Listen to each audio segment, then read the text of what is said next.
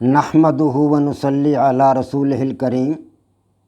عزیزان محترم، میں Muhammad Aslam Dadi, chairman Liberal Party Pakistan آپ سے مخاطب ہوں، اور آپ دیکھ رہے ہیں Liberal Party Pakistan YouTube channel. عزیزان محترم، آپ کو پتہ ہے کہ اس چینل کے توسط سے آپ کے سامنے لبرل پارٹی پاکستان کا منشور بیان کیا جاتا ہے، اور میں اسی مقصد کے لیے وقتاً فوقتاً آپ کے سامنے اپنے خیالات کا اظہار کرتا رہتا ہوں۔ عزیزان محترم، liberal Party Pakistan YouTube channel آپ کا اپنا چینل ہے۔ میں توقع ظاہر کرتا ہوں اور امید کرتا ہوں کہ آپ اس چینل کو سبسکرائب کریں گے، لائک کریں گے، شیئر کریں گے، اور بیل آئیکن کو بھی دبا دیں گے تاکہ پارٹی کی طرف سے دی جانے والی معلومات اور گزارشات بر وقت آپ کے پاس پہنچیں، اور آپ کے دوست احباب اور عزیز و اقارب ان سے مکمل طور پر استفادہ کر سکیں۔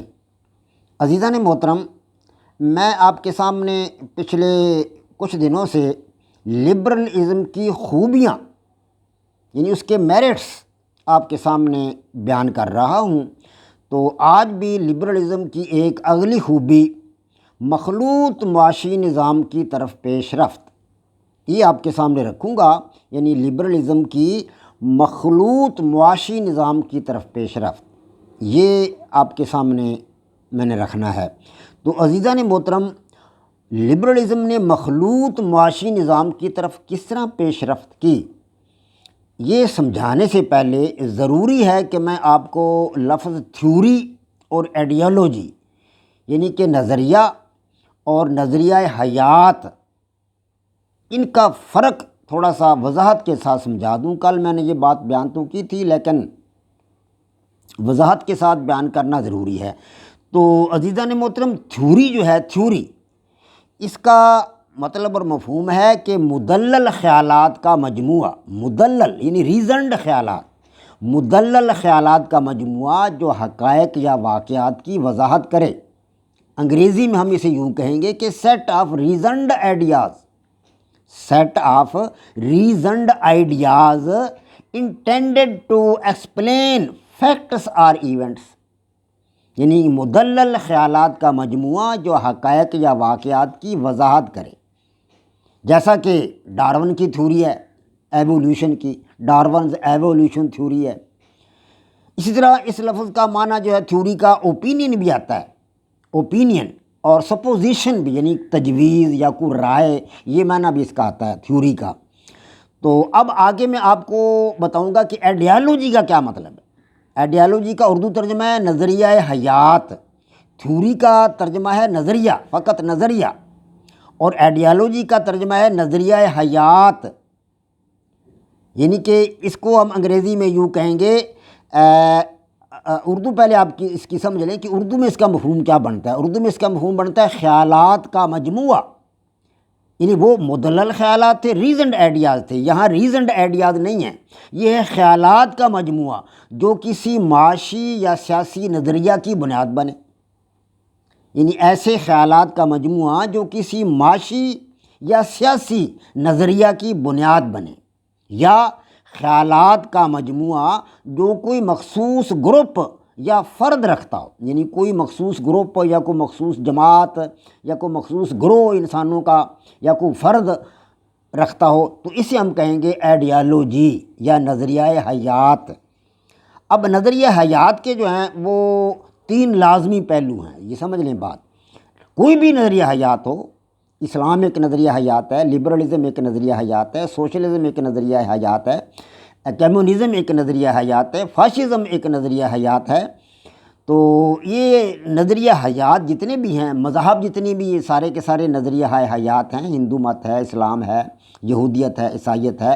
تو اس کے مطلب ان کے 3 پہلو لازمی ہوتے ہیں آئیڈیالوجی کے یا نظریہ حیات کے۔ ایک تو ان کا ہوتا ہے معاشی پہلو کہ انسانوں کو معاشی زندگی کس طرح گزارنی چاہیے۔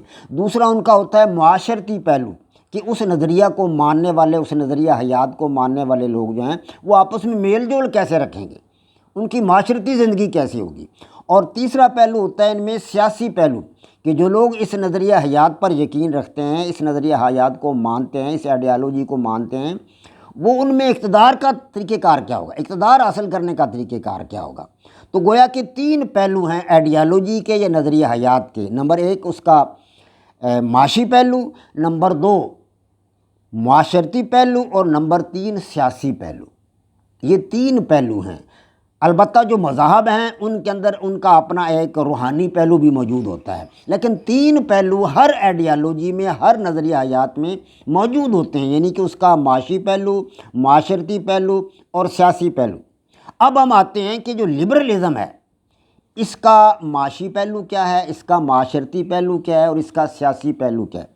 پھر ہم اسلام کے ساتھ موازنہ کر کے اس بات کو سمجھیں گے، اس حقیقت کو سمجھیں گے کہ واقعی آئیڈیالوجی کے اندر یہ 3 جو ہیں یہ پہلو موجود ہوتے ہیں۔ تو اب لبرلزم کا جو ہمارے پاس معاشی پہلو ہے وہ ہے آزاد منڈی۔ لبرلزم یہ کہتی ہے کہ منڈی آزاد ہو، معیشت آزاد ہو، کسی کا اس پر قبضہ نہ ہو، حکومت کا اس پر قبضہ نہ ہو، کسی مطلب سرکاری ادارے کا یا نیم سرکاری ادارہ کا اس پر قبضہ نہ ہو، منڈی مکمل طور پر آزاد ہو۔ یہ ہے معاشی پہلو لبرلزم کا۔ اور لبرلزم کا معاشرتی پہلو کیا ہے وہ بھی سمجھ لیں۔ اب اس کے مقابلے میں اسلام کا بھی معاشی پہلو آپ سمجھ لیں کہ اسلام کا معاشی پہلو کیا ہے۔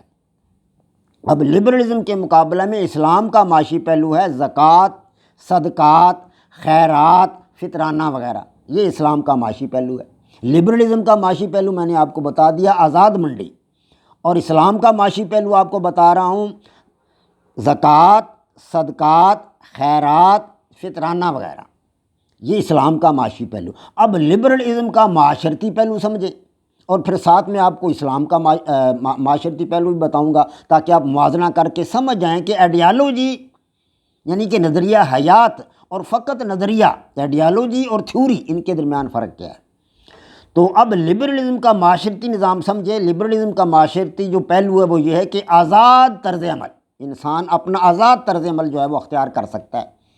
فرد کی آزادی، اسی طرح رائے کی آزادی، اظہار رائے کی آزادی، گفتگو کی آزادی، خیالات کی آزادی۔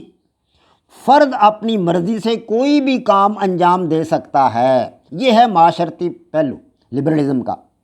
اب اس کے مد مقابل اسلام کا معاشرتی پہلو کیا ہے؟ اسلام کا معاشرتی پہلو ہے کہ زندگی کا ہر کام اللہ تعالیٰ اور اس کے رسول کی مرضی اور منشا کے مطابق ہوگا۔ یہ اسلام کا معاشرتی پہلو ہے، یعنی ادھر آزاد رویہ ہے، ادھر اللہ تبارک و تعالیٰ کی اور اس کے حبیب محمد صلی اللہ علیہ وسلم کی مرضی ہے۔ یہ ہے معاشرتی پہلو۔ وہ لبرلزم کا معاشرتی پہلو ہے، یہ اسلام کا معاشرتی پہلو ہے۔ اب رہ گیا سیاسی پہلو۔ اب لبرلزم کا سیاسی پہلو کیا ہوگا؟ لبرلزم کہتا ہے اس کا سیاسی پہلو یہ ہے کہ جمہوری طرز انتخاب، جمہوری طریقہ کار کے جمہوری طرز کے مطابق انتخابات کرائے جائیں، افراد اپنی رائے دیں، ریاست کے افراد اپنی رائے دیں، اور ان کی رائے کے مطابق سربراہ ملک کا یا سربراہ قوم کا یا ریاست کے سربراہ کا انتخاب کیا جائے، قوانین بنانے والے اداروں کا انتخاب کیا جائے، یعنی ان کا سیاسی پہلو ہے جمہوریت لبرلزم کا۔ اب اس کے مد مقابل میں ہم اسلام کا سیاسی پہلو دیکھ لیتے ہیں۔ اسلام کا سیاسی پہلو کیا ہے؟ اسلام کا سیاسی پہلو یہ ہے کہ عوام کی رائے سے خلیفہ کا انتخاب، یعنی یہ ملتا جلتا ہی ہے۔ سیاسی پہلو لبرلزم کا اور اسلام کا تقریباً ایک ہی ہے۔ ادھر بھی عوامی رائے سے سربراہ حکومت کا انتخاب، اور اسلام کے اندر بھی عوامی رائے سے خلیفہ کا انتخاب۔ ادھر خلیفہ ہے، ادھر کوئی عام مطلب ہے، آپ وزیر اعظم سمجھ لیں، صدر سمجھ لیں، لیکن ادھر خلیفہ کا انتخاب ہے، لیکن ہے عوامی رائے سے۔ ادھر بھی عوامی رائے ہے لبرلزم میں بھی، اور اسلام کے اندر بھی عوامی رائے ہے۔ عوامی رائے سے خلیفہ کا انتخاب، اور ادھر عوامی رائے سے وزیر اعظم کا انتخاب یا سربراہ مملکت کا انتخاب۔ تو یہ میں نے تینوں پہلو آپ کے سامنے رکھ دیے۔ اب لبرلزم کے پاس کوئی روحانی پہلو نہیں ہے، لیکن اس کے مد مقابل اسلام کے پاس ایک روحانی پہلو بھی موجود ہے۔ تو قطع نظر ان باتوں کے اب ہم آگے بڑھتے ہیں۔ یہ جو میں نے باتیں آپ کو سمجھا دی ہیں، تو اب میں آگے بڑھتا ہوں کہ لبرلزم کو کیا ضرورت پیش آئی کہ وہ اپنا معاشی نظام جو اسے مخلوط انداز میں اس کو مخلوطیت کی طرف لے جائے، یا مخلوط معاشی نظام پیش کرے۔ اب وہ اس لیے ہے، لبرلزم اس لیے اس طرف آگے بڑھا کہ خالصتاً آزاد منڈی جو تھی وہ چل نہیں سکتی تھی۔ مکمل طور پر آزاد منڈی کا وجود جو ہے وہ اس میں بہت ساری قباحتیں تھیں، بہت ساری مشکلات تھیں، بہت سارے ایسے پہلو تھے کہ افراد جو تھے وہ اپنی جائیداد کو، اپنی دولت کو دوسروں کو نقصان پہنچانے کے لیے استعمال کر رہے تھے مکمل طور پر آزاد منڈی میں۔ تو اس لیے لبرل اکابرین نے، لبرل دانشوروں نے، مفکرین نے اس طرف سوچنا شروع کر دیا کہ مکمل طور پر آزاد منڈی جو ہے یہ مناسب نہیں ہے۔ افراد جو ہیں، جو دولت مند لوگ ہیں، وہ اپنی دولت سے دوسروں کو نقصان پہنچانے کی کوششیں کرتے ہیں، تو اس کا راستہ روکا جائے، اس راستے کو روکا جائے۔ تو لبرلزم نے اپنے لچکدار رویہ کی بدولت، کیونکہ لبرلزم کا رویہ جو ہے وہ لچکدار ہوتا ہے، تو اپنے لچکدار رویے کی وجہ سے اس نے جو معیشت ہے اس پر کچھ پابندیاں عائد کر دیں حکومت کی طرف سے، سرکار کی طرف سے۔ تو اب لبرلزم کے جو تھے آزاد معاشی رویے اور حکومت کی طرف سے منضبط رویے، ان کو ملا کر ایک مخلوط معاشی نظام پیش کیا لبرلزم نے، مخلوط معاشی نظام۔ اسی مخلوط معاشی نظام کا نام ہے کیپٹلزم۔ جی ہاں، اسی مخلوط معاشی نظام کا نام ہے کیپٹلزم، اور یہ نظام کیپٹلزم اپنی گوناگون خوبیوں کی وجہ سے آج پوری دنیا میں چل رہا ہے۔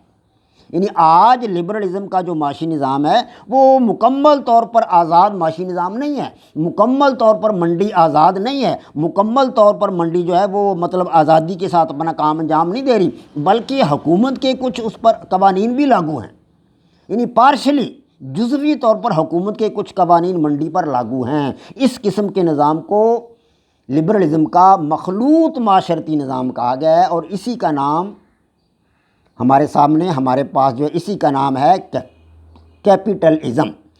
تو اب اس کیپٹلزم کی وجہ سے جو معاشی جرائم تھے ان پر بہت کافی حد تک ان پر قابو پا لیا گیا ہے، اور معاشی جرائم میں سے جزوی مطلب جو حکومت کی گرفت کی وجہ سے جو اب جو نیا مخلوط نظام وجود میں آیا، اس کی وجہ سے کوئی بھی شخص اپنی جائیداد کو اس طرح استعمال نہیں کر سکتا کہ اس سے دوسروں کو نقصان پہنچے۔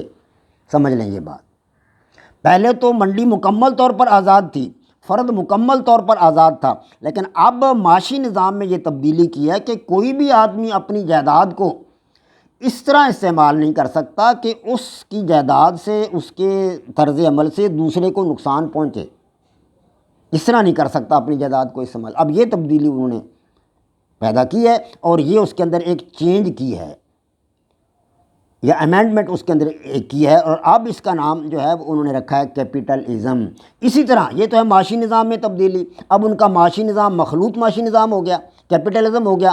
اسی طرح ان کا جو ہے لبرلزم کا جو ہے معاشرتی نظام، وہ کس طرح کا ہو گیا؟ اب انہوں نے اس کی بھی ایک جو انہوں نے آزاد طرز عمل، پہلے میں نے آپ کو بتایا کہ ان کا جو ہے معاشرتی نظام یا معاشرتی پہلو ہے آزاد طرز عمل، فرد کی آزادی، رائے کی آزادی، خیالات کی آزادی، فرد اپنی مرضی سے کوئی بھی کام انجام دے سکتا ہے، یہ معاشرتی پہلو ہے لبرلزم کا۔ اب اس میں کچھ قدغنیں، کچھ مطلب انہوں نے پابندیاں لگائی ہیں اس تھیوری پر، وہ یہ کہ فرد اپنی مرضی سے کوئی بھی کام انجام دے سکتا ہے بشرطے کہ اس کے اس عمل سے دوسروں کو نقصان نہ پہنچے۔ اب یہ آزادی کی تعریف ہے۔ آزادی کی حقیقی تعریف یہ ہے، آج کل جو مطلب ہے لبرلزم کے جو تھیوری ہے وہ یہ کہتی ہے کہ آزادی کا مطلب ہے کہ فرد اپنی مرضی سے کوئی بھی کام انجام دے سکتا ہے بشرطے کہ اس کے اس عمل سے دوسروں کو نقصان نہ پہنچے، دوسرے افراد کو نقصان نہ پہنچے۔ اب لبرلزم کا معاشرتی پہلو جو تھا وہ بھی اس حد تک تبدیل کر دیا گیا، اور اب اس کا سیاسی پہلو جو ہے اس کے اندر کوئی تبدیلی نہیں کی گئی۔ یعنی لبرلزم کا معاشرتی پہلو بدلا گیا ہے اور لبرلزم کا معاشی پہلو بدلا گیا ہے۔ اب لبرلزم کا جو معاشی پہلو بدلا گیا ہے اس میں مکمل طور پر آزاد منڈی کو ختم کر کے اس پر کچھ قدغنیں، کچھ پابندیاں حکومت کی طرف سے لگا دی گئی، حکومت کی طرف سے کچھ قوانین لاگو کیے گئے، اور اب یہ نظام، معاشی نظام بن گیا ہے مخلوط معاشی نظام، اس کا نام ہے کیپٹلزم۔ اسی طرح معاشرتی پہلو جو تھا، یعنی آزاد طرز عمل یا فرد کی آزادی یا رائے کی آزادی، یا فرد اپنی مرضی سے کوئی بھی کام انجام دے سکتا ہے، پہلے یہ ڈیفینیشن تھی معاشرت کی۔ تو اب اس میں یہ تبدیلی ہے کہ فرد اپنی مرضی سے کوئی بھی کام انجام دے سکتا ہے، بشرطے کہ اس عمل سے، اس کام سے کسی دوسرے فرد کو نقصان نہ پہنچے۔ اب آزادی کی حقیقی تعریف جو ہے لبرلزم کے اندر ہی ہے۔ تو اب میں نے اپنی طرف سے مکمل طور پر لبرلزم کا مخلوط معاشی نظام، لبرلزم کا مخلوط معاشرتی نظام اور لبرلزم کا جمہوری نظام، یہ تینوں باتیں آپ کو سمجھا دی ہیں، بلکہ ان کا اسلام کے ساتھ موازنہ بھی کر دیا ہے تاکہ آپ کو حقیقت کا پتہ چل سکے۔ تو آج جو ہم نے بحث کی ہے لبرلزم کا جو ہے مخلوط معاشی نظام کی طرف پیش رفت، کہ لبرلزم نے اپنے مخلوط معاشی نظام کی طرف پیش رفت کس طرح کی ہے، وہ میں اپنے طور پر انشاءاللہ اللہ کے فضل و کرم سے آپ کو سمجھا چکا ہوں۔ وما علینا الا البلاغ۔ پاک فوج زندہ باد، پاکستان پائندہ باد۔